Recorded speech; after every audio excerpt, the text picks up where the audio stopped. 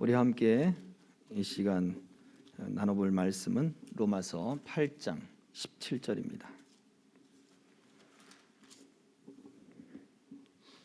이제 한 목소리로 봉독하겠습니다. 시작. 자녀이면 또한 상속자 곧 하나님의 상속자요 그리스도와 함께한 상속자니 우리가 그와 함께 영광을 받기 위하여 고난도 함께 받아야 할 것이니라. 아멘.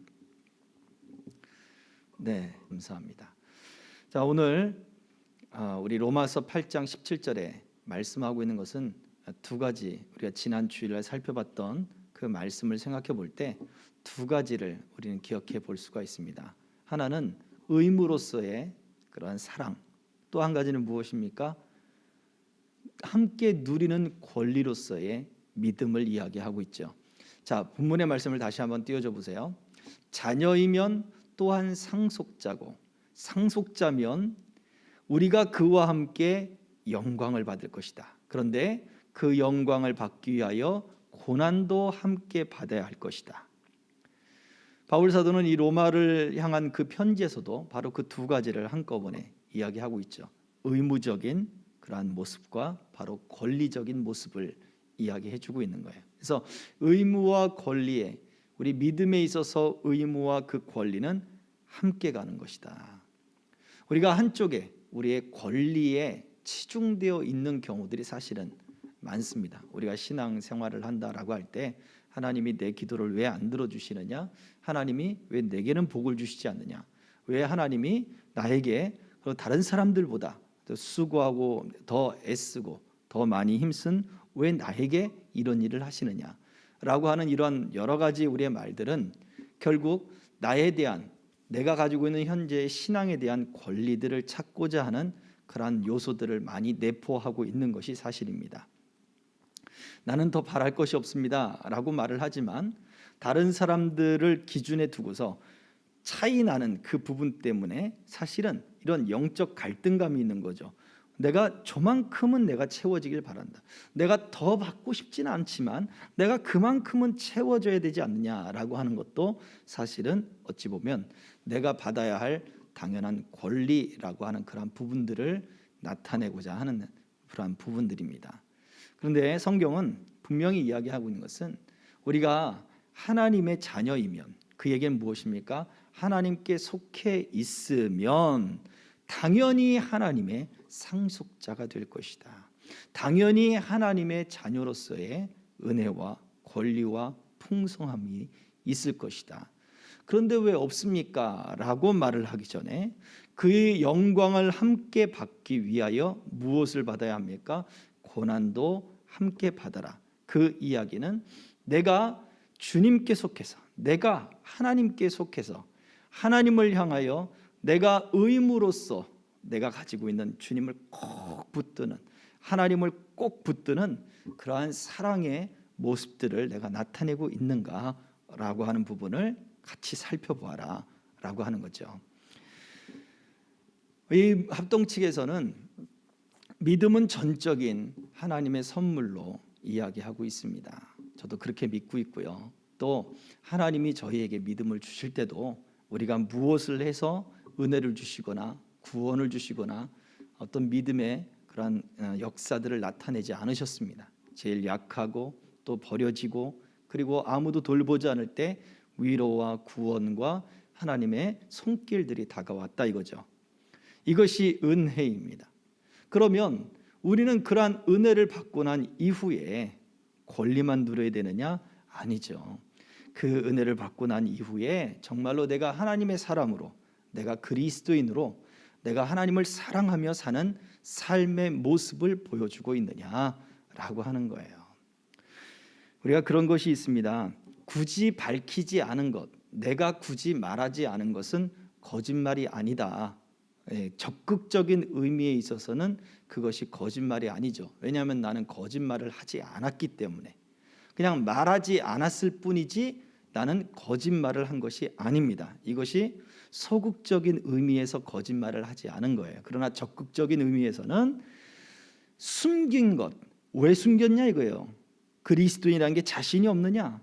아니면 그 사람에게 나는 말하지 않음으로 나는 거짓말하지 않았어라고 하는 자기 합리적인 그런 모습을 가졌느냐. 내가 적극적으로 나는 하나님의 사람이다, 그리스도의 사람이다 라고 드러내지 않은 그 부분이 바로 하나님 앞에서는 그것이 거짓말과 같다라고 보여질 수 있는 거예요. 하나님의 이름이 창피하다, 그리스도인으로 드러나는 것이 창피하다, 내 직분이 드러나는 것이 창피하다, 그러면 그것은 적극적인 의미에서는 거짓말과도 같아요. 왜냐? 내 안에서 그것을 밝히고 싶지 않았기 때문에 그래요. 소극적 의미에서는 굳이 내가 거짓을 말하지 않았기 때문에 거짓말을 안 한 거예요. 그러나 내면 깊이 들어가 보고 넓은 의미에 있어서는 사실은 숨긴 것은 거짓말한 것과 같은 거예요. 내가 하나님을 기쁘게 자랑하고 하나님의 사람인 것을 내가 그 소속을 밝히지 않았기 때문인 거죠. 마찬가지입니다. 우리가 하나님을 사랑한다라고 하는 부분에 있어서 우리는 정말로 하나님을 믿고 또 하나님을 따르고 하나님의 말씀에 순종하는 것이 즐겁고 기쁘고 감사하고 그게 당연한가? 이것이 사랑의 모습이에요. 이것이 어떻게 보면 우리의 의무적인 모습이에요. 그렇다면 우리가 속한 그 공동체, 그리스도의 몸이라고 하고 있는 교회 안에서도 우리는 무엇을 해야 합니까? 그 교회 안에서도 우리는 끊임없이 사람들 앞에서 하나님이 내게 베푸신 은혜들을 이야기하고 하나님이 내 삶에 간섭하신 것들에 대한 것들을 꺼내 놓아야 되는 거예요. 이것이 흔한 사람들이 우리가 교회들마다 있었던 어떤 간증 집회든지 부흥 집회를 통하여 하나님이 내게 이런 복을 주셨습니다. 내가 올해는 내가 배추를 심었는데 다른 사람들은 배추가 다 죽고 나는 배추가 잘 되고 하나님이 내게 복을 주셨습니다. 이런 류의 간증을 이야기하는 것이 아니에요. 내 삶에 다가오시고 내 삶에 말씀하시고 내게 찬송을 주고 또 내 삶을 그 고통 가운데 건지시며 힘을 주시는 그 하나님과 동행하는 삶에 대한 이야기들을 꺼내놓아야 되는 거예요. 그럼에도 불구하고 내가 하나님의 사람이라는 것을 꺼내놓아야 되는 거예요. 이것을 이야기하고 이것으로 나와 동일한 그러한 경험 가운데 있는 사람들을 붙잡아주는 것, 그것이 바로 우리가 그리스도인으로서 바로 하나님을 사랑하는 사랑의 증거들로 내어놓아야 된다는 것이죠. 그러면 하나님이 이것을 함으로써 풍요롭게 해주는 것이 아니라 이와 동시에 이미 우리는 하나님의 자녀로서 비록 내 삶이 다른 사람들 내가 비교해 볼 때 상대적인 그 위치까지 올라 있지 않다 하더라도 오늘 지금 이 순간까지 있게 하신 하나님의 은혜에 우리가 더 먼저 감사할 거예요. 우리 찬송 중에서도 우리 주 예수와 동행하는 그 어디나 하늘나라라고 하는 찬양이 있죠. 높은 산을 가든지 거친 들판을 가든지 그 어디나 주님이 있는 곳에 그곳이 하늘나라다. 하나님이 나와 함께 하시니 불 가운데로도 또 물 가운데라도 그것이 우리를 해치지 못하고 하나님의 도움의 손길이 보호의 손길이 함께 하신다. 이것을 기쁨으로 누리는 것, 감사함으로 누리는 것, 그것이 바로 믿음의 모습이다 라고 말해주고 있어요. 그래서 우리는 이 두 균형 중에 의무와 권리, 사랑과 믿음, 이 두 가지 중에 나는 어떠한 균형을 유지하고 있느냐, 우리 이 모습을 한번 더 깊이 생각해 볼 수 있는 한 주간이 되기를 주의 이름으로 축복합니다. 자, 말씀, 우리 지난 주일 말씀들을 생각해 보며 한번 나눠보도록 하죠. 자, 첫 번째입니다. 성경에서 말하는 사랑의 개념을 시대적, 문화적으로 생각해야 하는 이유가 뭘까요? 자, 사랑하면 사랑의 단어가 있죠. 또 고린도전서 13장에서 이야기하고 있는 성경이 말하는 사랑의 정의들도 있습니다. 그런데 그러한 사랑의 정의, 사랑의 단어, 예수님이 베드로에게 물으셨던 아가페, 아가파오 뭐 이런 어떤 그러한 아가페적인 사랑이냐, 베드로가 예수님께 대답했던 필로세, 나는 필로스, 나는 우정의 그런 가까운 그런 사랑으로 주님을 사랑할 수밖에 없습니다. 뭐 그렇게 해석하기도 하고 사랑의 여러 단어가 똑같은 말이다 라고 말을 하는 분들도 있습니다. 단어적으로 접근하면 우리가 그렇게 볼 수밖에 없다는 거죠. 그러나 성경에서 우리가 시대적으로 문화적으로 이 사랑이라고 하는 개념 거기에 접근을 해야 될 필요성이 있다는 거예요. 그 이유가 뭘까요? 같이 읽어보겠습니다. 시작. 성경의 시대는 공동체의 시대였기에 사랑의 개념도 공동체의 관점에서 바라보아야 합니다. 네, 고대 사회예요. 가정 중심의, 특히 가정 공동체, 가족 공동체, 씨족 공동체. 우리 70년대 우리 그때만 해도 여러분, 저는 고향에 시골에 살았습니다. 그 시골 동네에 거의 대부분 한 집인가 빼고는 전부 다 저희 다 친척 집안 사람들이었어요. 그러다 보면 설날 때, 추석 때 아침 일찍 옷 갈아입고 깨끗한 옷 입고, 저희 그때 제사를 지냈어요. 제사 지내고 그리고 나서는 어른들과 함께 동네 쭉 한 바퀴 돌면서 인사하고 세배하고 하는 것이 그 명절의 하루 일과였어요. 오전 일과였어요. 무엇을 얘기해 줍니까? 씨족 공동체, 가족 공동체의 그 사회라고 하는 이 구성은요, 그리 오랜 시간, 바로 얼마 전까지 우리 사회에서도 정말 가깝게 진행되어 있는 모습입니다. 그 흔적들이 오늘날에도 남아있죠. 우리가 동양 사람이다, 고향이 어딥니까? 네, 어딥니다. 나 그 바로 옆인데, 그러면 그 순간부터 굉장히 친한 사람이 돼요. 굉장히 가까워집니다.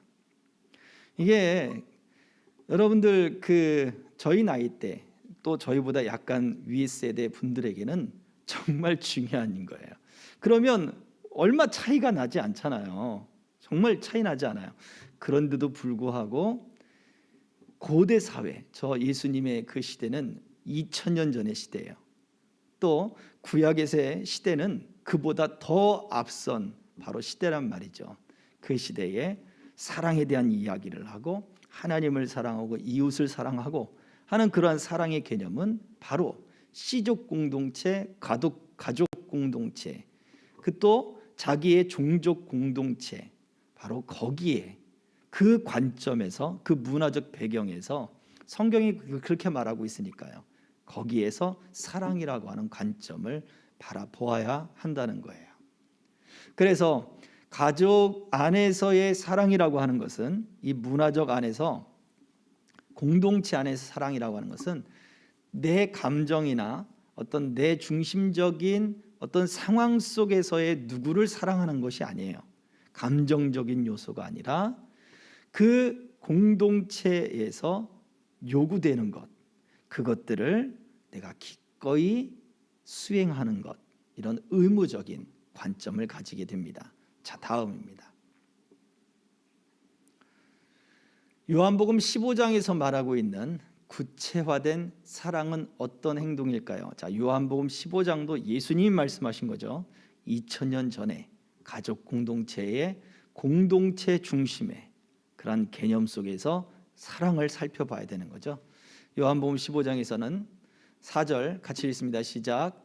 내 안에 거하라, 나도 너희 안에 거하리라. 가지가 포도나무에 붙어 있지 아니하면 스스로 열매를 맺을 수 없음같이 너희도 내 안에 있지 아니하면 그러하리라. 아멘. 내 안에 거하라, 내 안에 거하라 라고 하는 말씀들이 요한복음 15장에서는 계속됩니다. 그래서 그 안에 거하는 것이 무엇이냐라고 예수님이 비유를 주셨는데, 가지에 딱 붙어 있는 거예요. 줄기에 가지가 딱 붙어 있는 거예요. 그래서 결코 조금이라도 틈을 보이지 않고 떨어지지 않는 거예요. 그것이 바로 내 안에 거하는 것이다 라고 말해주고 있죠. 그리고 또 요한복음 15장의 쭉 말씀 속에서는 내 사랑 안에 거하라 라고 하는 말씀이 등장하거든요. 그러면 그 사랑과 주님 안에 거한다 라고 하는 말은 바로 거한다는 말을 풀어준 말씀이 돼요. 그래서 사랑이라고 하는 행동이라는 구체적인 행동은 바로 딱 달라붙어 있는 거예요. 고린도서 13장에서는 오래 참고 온유하고 성내지 않고 이런 것들이 사랑을 구체화시킨 모습이라면, 예수님이 말씀하고 있는 요한복음 15장에서는 그 사랑을 구체화시킨 게 뭡니까? 딱 달라붙는 거예요. 예수님께 딱 달라붙는 거죠. 그게 바로 연합이라고 표현되어 있죠. 연합. 그래서 사랑이라고 하는 그 단어, 그냥 좋다, 사랑한다, 아가페 그런 개념적인 용어보다 행동, 사랑이 어떠한 행동을 요구하느냐 할 때 바로 거기에 쫙 연합되어 있는 거예요. 달라붙고 있고 늘 그것을 연애하고 있고 사랑하고 있고 또 하는 그러한 모습이 바로 사랑의 개념이다라는 거죠. 자, 다음 보겠습니다. 자, 달라붙어 있는 것이 공동체에 소속된 것이라면 동시에 요구되는 사랑의 행동은 무엇일까요? 짝 달라붙어 있다. 연애하고 그리고 사랑한다. 그렇다면 예수님께 달라붙어 있고 하나님께 달라붙어 있고 하나님의 나라에 달라붙어 있고 교회를 사랑하면 교회에 달라붙어 있고 그 달라붙어 있으면 어떻게 행동해야 되느냐 이거죠. 볼까요? 시작. 사랑은 공동체가 나에게 요구하는 요구에 대해서 행동으로 옮기는 것으로서 의무적인 개념입니다. 자, 여기서 또 얘기하고 있죠.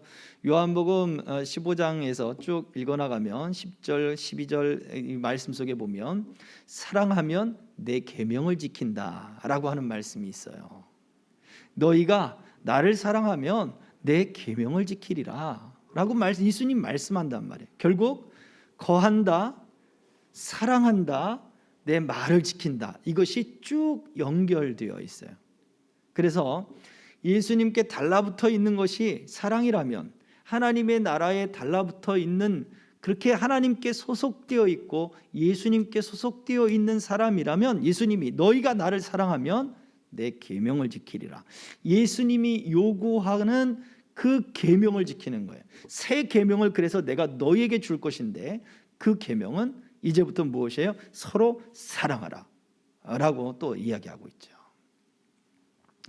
결국 하나님의 그 말씀들, 우리 주님이 나에게 요구하는 그 요구를 지키는 것이 바로 조금 더 달라붙어 있는 구체적인 행동이란 말이죠. 자, 예수님은 가지에 줄기가 붙어 있다 말하지 않았어요, 그죠? 줄기에 가지가 붙어 있다 그랬어요. 이 이야기는 무엇입니까? 누가 나무의 리더입니까? 줄기가 리더인 거예요. 그리고 가지는 구성원인 거예요. 그것처럼 우리가 달라붙어 있을 때, 누군가 연합되어 있을 때 리더와 그리고 구성원이 있어요. 하나님은 그렇게 질서를 세워주셨고 하나님의 나라에 질서를 세우셨습니다. 그리스도의 몸에 질서를 세웠습니다. 교회에 질서를 세웠습니다. 여러분의 공동체에 질서를 세웠습니다. 바로 그 질서 속에 우리는 사랑의 의무를 해야 되는 거예요. 그래서 예수님이 우리의 리더가 되시고 예수님의 우리가 주인이 되신다 그러잖아요. 오늘날 말로 예수님이 우리의 리더가 되시는 거죠. 그러면 우리 리더가 우리에게 요구하는 것을 뭐 해야 되는 거예요? 따라주는 거예요. 기꺼이 따라주는 거예요. 그리고 기꺼이 순종해 주는 거예요. 그게 달라붙어 있는 사람의 모습이에요. 그러나 달라붙어 있지 않은 사람은요, 지가 뭔데 이렇게 자꾸 우리한테 뭐라고 막 그래 라고 이렇게 이야기 되겠죠. 불만이 생기고 불평이 늘어나고, 그리고 리더가 요구하는 것들, 리더가 이끌고자 하는 것에 전혀 동참하지를 않습니다. 동참할 수는 있어요. 그러나 마음은 딴 데가 있어요. 그냥 건성건성 행할 수가 있다는 얘기죠. 그런 일들이 공동체들 안에 비일비재하지 않습니까? 물론은 가끔씩 가다가는 또 그렇게 또 욕하고 그런 것도 좀 있어야 뒷담화도 하고 그래야 또 구성원들 간에 재밌는 것도 있죠. 그런 것도 있을 겁니다. 사회생활 하다 보면 직장 상사 욕도 좀 같이 좀 하고, 옛날에 노무현 대통령이 그런 얘기를 했다 그래요.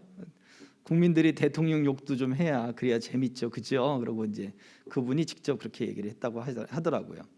예, 참 위트가 있는 이야기예요.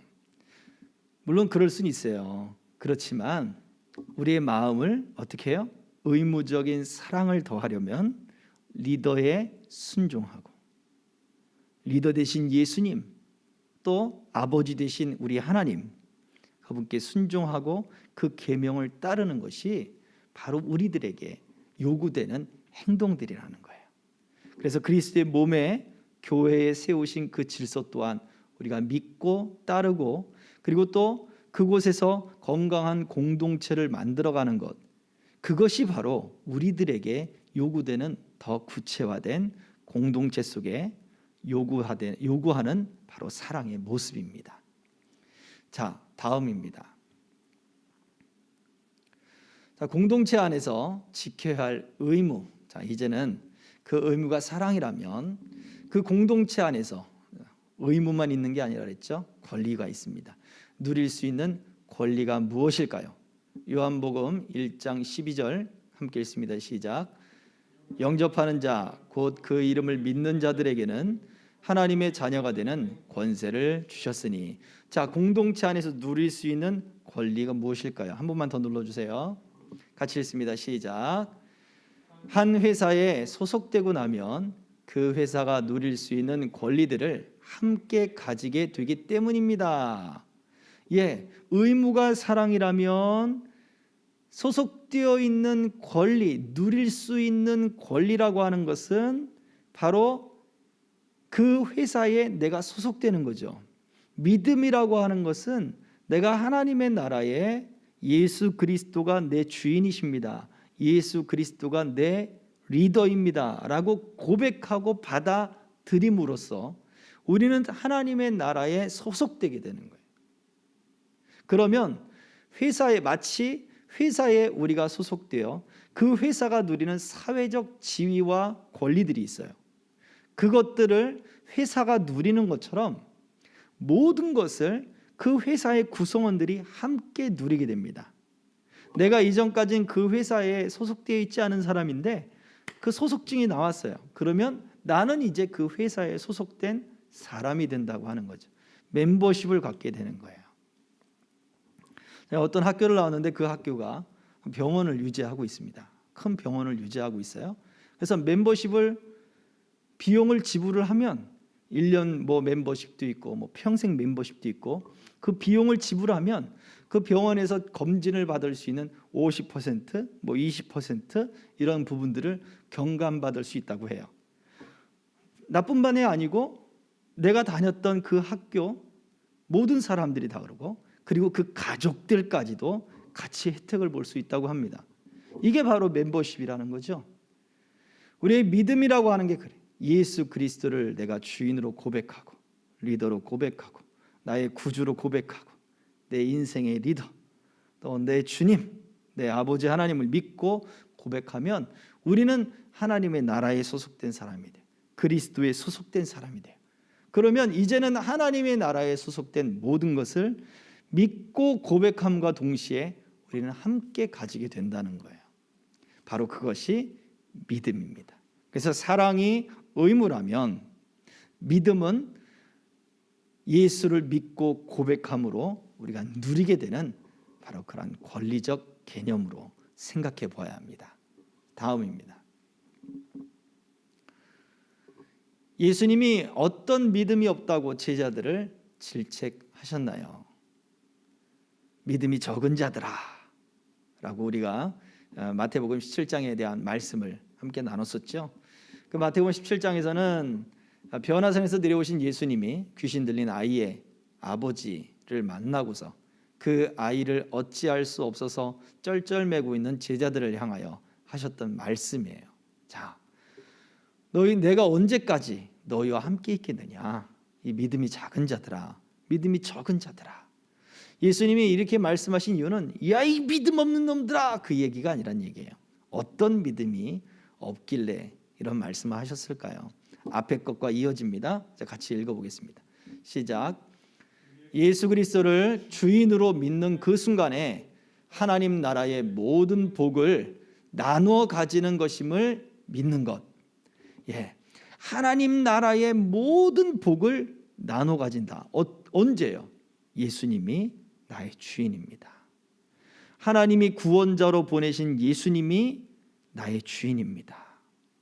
내 인생의 리더입니다 라고 고백할 때, 그때 우리는 하나님의 나라, 하늘나라의 모든 복을 이미 우리는 다 나눠 가진 거예요. 우리는 이것을 믿어야 되는 거예요. 자, 이것을 믿으십니까? 이게 믿어진다면 우리는 또 살펴보겠지만 하나님의 나라의 모든 것을 다 받았는데 왜 우리가 세상의 것들에 그렇게 욕심이 나죠? 왜 우리는 세상의 것을 가지고 있지 않다고 왜 좌절하고 슬퍼하고 낙심하십니까? 우리는 하나님의 나라의 모든 것을 다 나눠 가진 사람들입니다. 이게 내 능력이 아니잖아요. 내 게 아니잖아요. 제자들은 자기 것으로 안 거예요.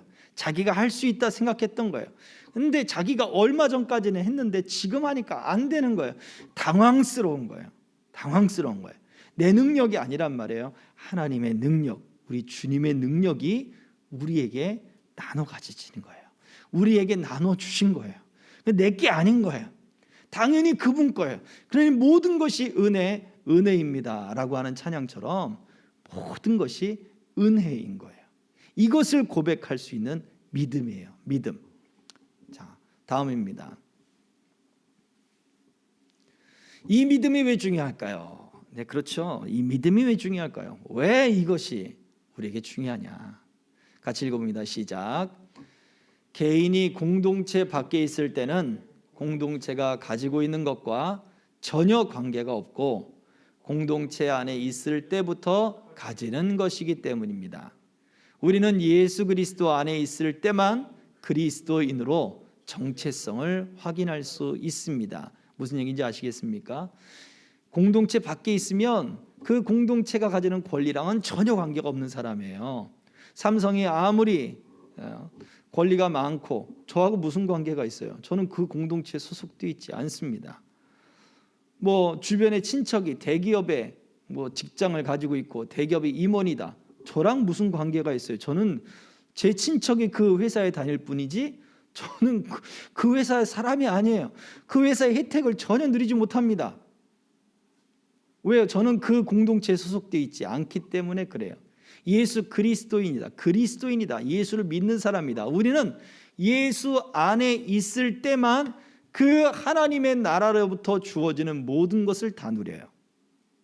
그런데 예수님을 제껴들고 나 혼자도 할 수 있어. 나 혼자도 살 수 있어. 아이 그렇게까지 안 믿어도 나는 다 돼. 라고 생각한다면 공동체에서 발을 뺀 거예요. 예수님에게서 발을 뺀 것과 똑같잖아요.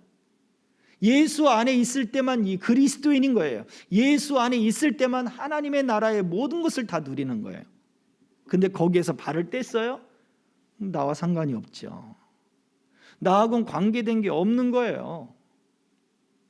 그래서 이 믿음이 중요해요. 예수님께 달라붙어 있고 예수님이 내 인생의 주인이고 하나님이 우리에게 주신 구원자다 그런다면 주님께 꼭 붙어 있어야 하나님이 주시는 모든 은혜들을 다 받아 누리는 거예요.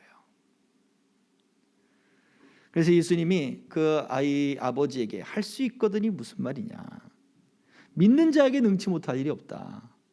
이것은 능력의 강함이 아니라 하나님이 주시는 모든 은혜는 능치 못할 일이 없는 거예요.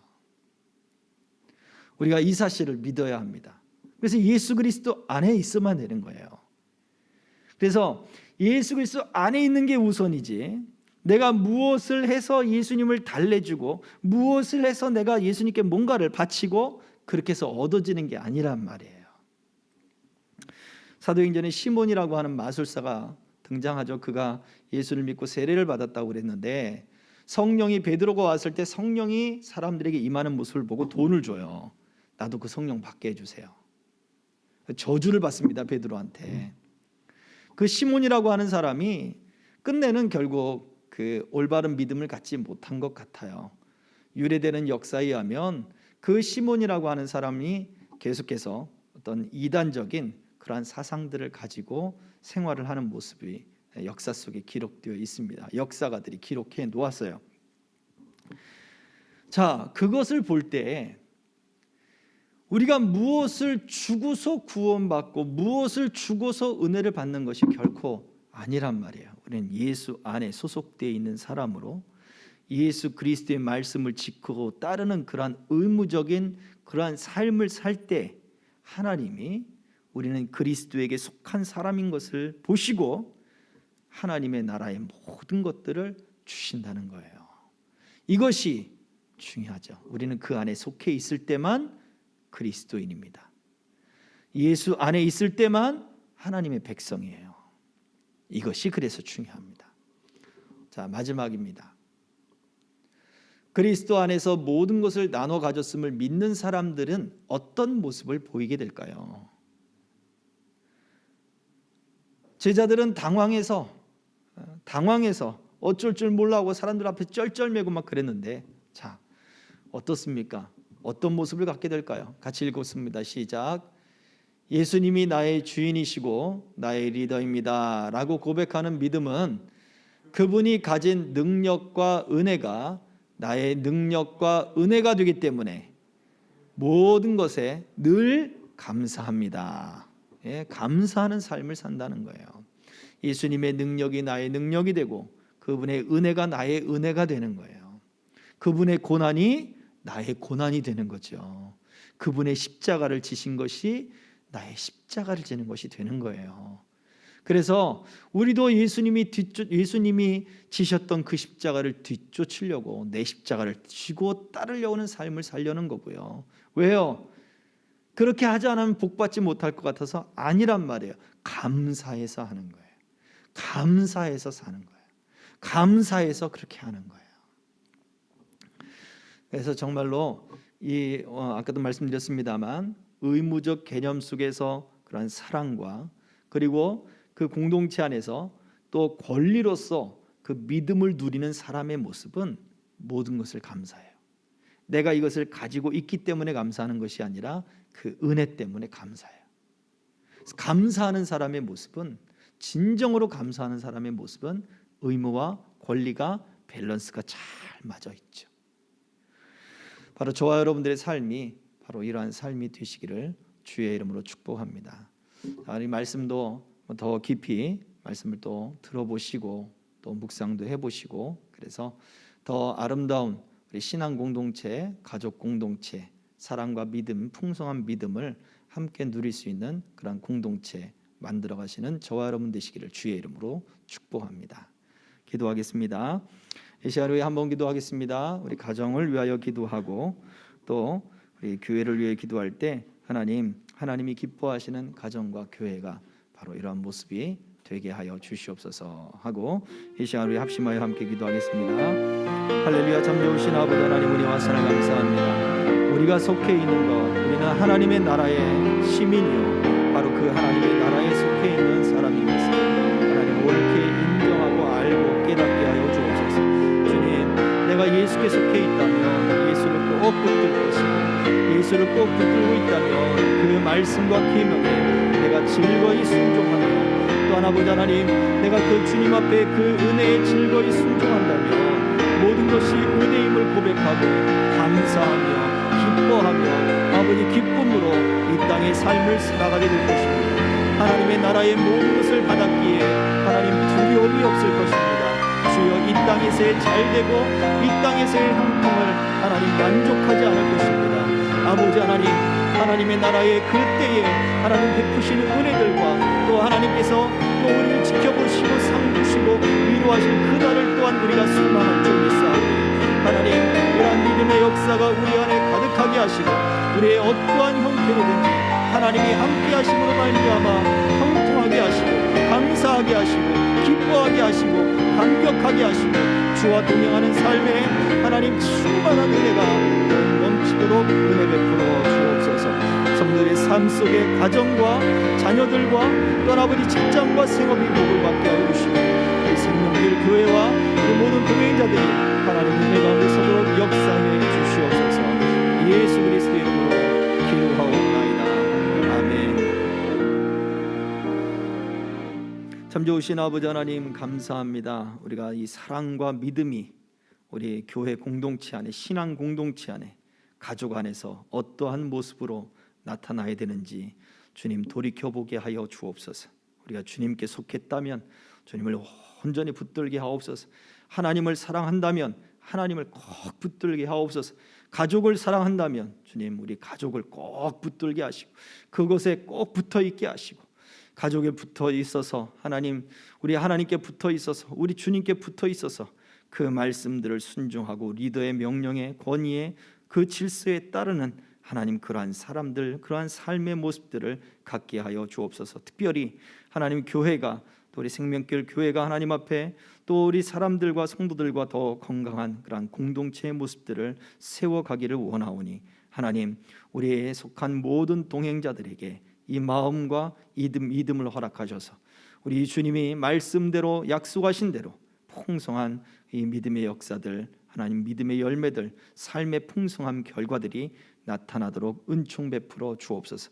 이제는 즐거움과 감사함과 기쁨과 은혜로 우리가 더 모이기를 힘쓰고 하나님 앞에 우리 삶을 기쁨으로 순종하며 드릴 수 있는 삶이 되게 하여 주옵소서. 예수 그리스도의 이름으로 기도하옵나이다. 아멘. 그러므로 너희는 이렇게 기도하라. 하늘에 계신 우리 아버지여, 이름이 거룩히 여김을 받으시오며 나라 임하옵시며 뜻이 하늘에서 이룬 것 같이 땅에서도 이루어지이다. 오늘날 우리에게 일용할 양식을 주옵시고 우리가 우리에게 죄 지은 자를 사하여 준 것 같이 우리 죄를 사하여 주옵시고 우리를 시험에 들게 하지 마옵시고 다만 악에서 구하옵소서. 대개 나라와 권세와 영광이 아버지께 영원히 있사옵나이다. 아멘.